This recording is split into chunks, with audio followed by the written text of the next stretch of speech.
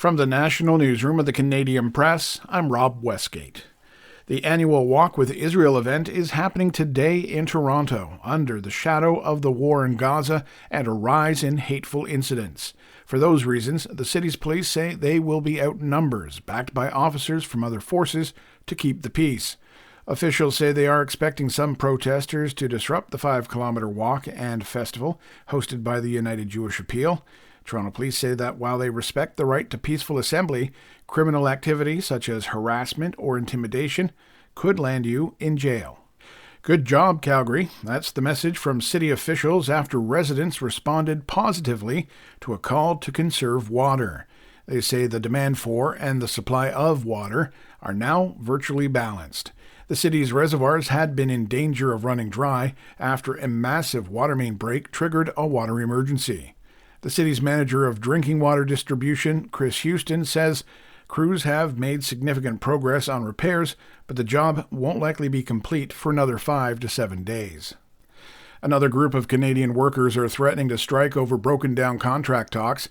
Unifor, which represents dozens of workers at Manitoba Hydro, says 92% of members of Local 681 voted in favor of a strike yesterday.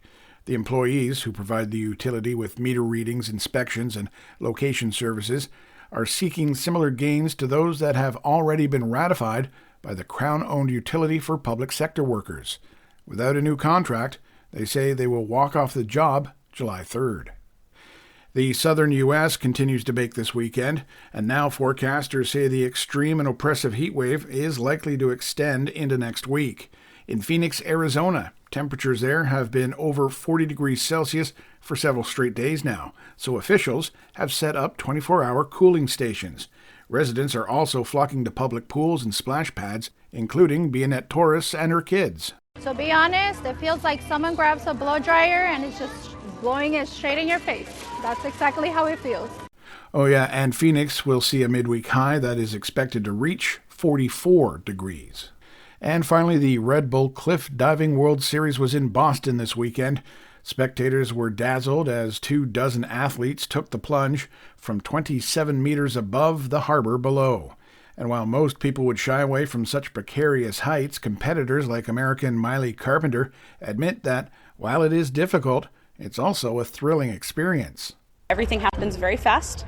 You have to know what to do in just a split-second amount of time, so that takes a lot of training. It's difficult, just being able to adapt to the things around you. Now, if you're curious, the event comes to Montreal on August 25th before the series wraps up in Sydney, Australia in November. This is the Canadian Press. In sports, first blood in the 2024 Stanley Cup Final goes to the Florida Panthers, who blanked the Edmonton Oilers 3-0 last night in Game 1. Panthers goalie Sergei Bobrovsky made 32 saves for his third career playoff shutout. In the MLB, a Blue Jays pitcher picked up his first career complete game shutout. That's ace Kevin Gausman, who struck out 10 and held Oakland to just 5 hits in 9 innings of work as the Jays blanked the Athletics 7-0. Saturday night CFL action saw the Saskatchewan Roughriders spoil the Edmonton Elks home opener with a 29-21 victory. So far, opening weekend hasn't been too kind to the home team, with the visitors winning 2 out of 3 games. Up next, the BC Lions are hoping to make it 3 out of 4 when they visit the Toronto Argonauts later today. And the final round of the PGA's Memorial Tournament is set to get underway this morning. Canada's Adam Hadwin is currently tied for second at 6 under. From the Canadian Press, I'm Rob Westgate. Thanks for listening. Don't forget to follow and subscribe. For more of today's top stories, visit thecanadianpressnews.ca.